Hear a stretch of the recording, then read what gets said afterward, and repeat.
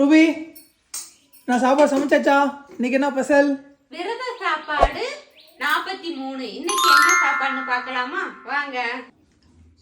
இது விரத சாப்பாடு கிடையாது, சாஸ்திரி பாப்பாவோட சாப்பாடு தான். இன்னையில இருந்து மகா கந்த சஷ்டி விரதம் ஆரம்பிச்சாச்சு. 6 நாளைக்கு பாத்தீங்கன்னா நம்ம இவ்வளவு நாள் விரத சாப்பாடு போட்டோம். இனிமேலும் விரத சாப்பாடு வீடியோ வராது.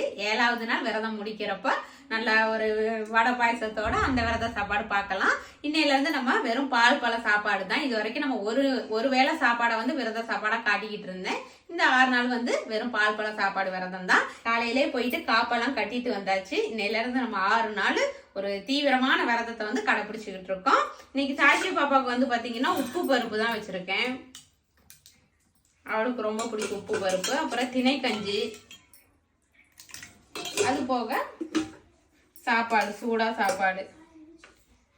இதுதான் சாய்ஸ்ரீ பாப்பாவோட சாப்பாடு. ஏன்னா நம்ம தான் சாப்பிடாம விரதம் இருக்கோம். பாப்பாவுக்கு டெய்லி சமைச்சுதான் ஆகணும். அதை வேணா நான் ஒரு வீடியோவா காட்டுறேன். எத்தனை பேர் இன்னையில இருந்து மகா கந்த சஷ்டி விரதம் ஆரம்பிச்சிருக்கீங்க அப்படின்னு சொல்லிட்டு மறக்காம கமெண்ட்ல சொல்லுங்க. எத்தனை பேர் காப்பு கட்டி இருக்கீங்க, மாலை போட்டிருக்கீங்க, நானும் இன்னையில இருந்து விரதம் இருக்கேன் அப்படின்னு சொல்லிட்டு மறக்காம கமெண்ட்ல சொல்லுங்க. உங்க பேரோட சொல்லுங்க, நான் தெரிஞ்சுக்குவேன். ஏன் வேண்டுதல் சேர்த்து உங்க வேண்டுதல் சீக்கிரமா நிறைவேறணும். வெற்றிவேல் முருகனுக்கு அரோகரா.